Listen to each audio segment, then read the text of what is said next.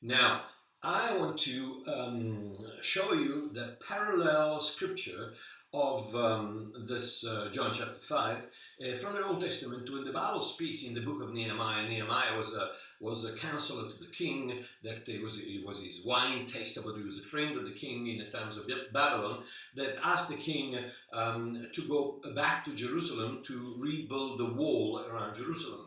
And so it's magnificent. The story of Nehemiah is magnificent, but it's a parallel scripture in terms of the fact that he speaks of the sheep gate, and he speaks of the people who built the sheep gate, and how they built it, and when they built it, and why they built it. And so I want to take that scripture and just identify a couple of points of tremendous importance in John chapter 5. Now watch here. It says, Eliashib, the high priest, rose up with his brethren, the priests, and built the sheep gate. They consecrated it and hung its doors. They built as far as the tower of Meah and consecrated it. Then as far as the tower of Anneal. And that's in Nehemiah chapter 3 and verse 1. As you can see from the map, you can see the two towers drawn in red there, and the sheep gate in between, and the pool of Bethesda right at the top. So we're looking at that area of Jerusalem where Nehemiah built the sheep gate. In fact, Eliashib, the high priest, with his brethren, built that sheep gate. Now let's look at a couple of points. Number one, Bethesda, the pool of Bethesda, in the Hebrew language in which John was written. It was eventually translated in Greek, but John, of course, being a Hebrew man, spoke and wrote in Hebrew. So in the Hebrew language, what does Bethesda mean? The word Bethesda is made out of two components. The word Beit, which means house, and chesed, which means loving kindness, favor. Basically, it speaks of grace. So Bethesda basically means the house of grace, the house of favor, the house of loving kindness, the house of God smiling, the house of grace. And so the place that we're talking about is the house of grace. And because you know me, I'm a grace lover, I'm a grace preacher, I'm a grace everything. When I saw that Bethesda means the house of grace, I just wanted to carry, and I started digging. And I tell you, we're in for some serious gold nuggets just now. Hold on. Okay. Now you remember that Bethesda had 5 porches. Now what is the number? How significant is the number 5? The number 5. Every letter in the Hebrew language has a numerical value. And the number five, which throughout the Bible speaks of grace, and we haven't got time now to explain why, but trust me, the number 5 stands for grace. Is the 5, the numerical value of 5 is the letter with the numerical value of 5 is the letter Hey. Hey is represented in the Proto-Sinaic Hebrew, which was written with images, is represented by a man with his hands raised high, and he speaks of breath, and he speaks of spirit, and he speaks of gratefulness, and he speaks of Hey. Number 5 is the initial, the first letter in the word hen, which is actually the word grace, and the first letter of the word chesed, which is loving kindness, which is part of Bethesda, and it's also a word that speaks of grace. And of course, Hey is the spirit. Speaks of the breath of God, that He puts into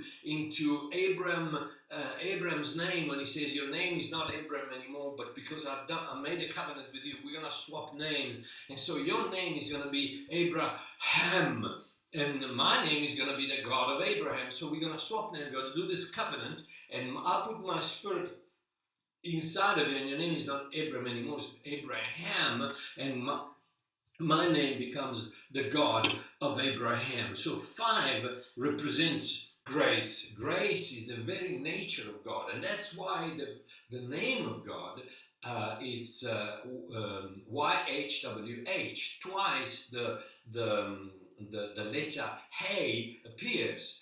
Yod, Hey, Vav, Hey. Twice the letter Hey appears because God wants to say, this is my nature, Hey. 5, grace, and my name is pronounced Yah. It's this explosion of spiritual grace or spiritual goodness that my name represents. Okay, now Sarson, the sheep gate. The sheep gate is magnificent. It's a picture, it's a shadow, a magnificent shadow of Jesus. Why? Because the sheep gate, number one, in the book of Nehemiah, is the first gate that's being mentioned, and obviously that's being built. Now, why did they build the sheep gate first? Because through the sheep gate north of the temple, through the sheep gate, the Jews would bring their sacrifice. So the sheep gate represents the entrance of the sacrifice. Not only that, but is the first gate of Nehemiah's gate to be mentioned, and also the last one. So it's number 1 and number 10. And now, do you remember who was the one who called himself the first and the last in the book of Revelation and in the book of Isaiah? That's God, that's Jesus, that's Christ. The sheep gate is a picture of Jesus Christ, through which the lambs were taken to be sacrificed. Not only that, but you remember that in the Gospel of John, Jesus describes himself as what? The door. The actual word in the Greek and also in the Hebrew is not door, but is gate. So in the book of John, he says, I am the gate of the sheep. Glory to Jesus. I am the gate of the sheep. I am the sheep gate. Through me, they come in and they go out. I am the sheep gate. And once again, that's everything focuses on the grace of God. The sheep don't need to ask permission to come in and out. Jesus says, no, my sheep know my voice. They come in and out as they want. Why? Because I am the sheep gate.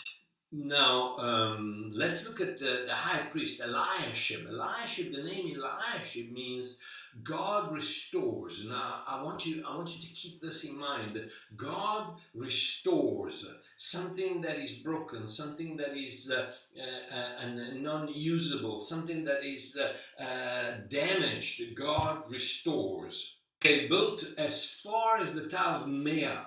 Meah in the Hebrew means 1 out of 100. This is magnificent because just keep it in mind. 1 out of 100. From Meah, Eliashib, God restores. He built 1 out of 100. God restored something that was within a multitude. Okay, so now Eliashib, God restores. Meah, 1 out of 100. And now we have as far as the tower of Anneal. Anneal means God sees and grants.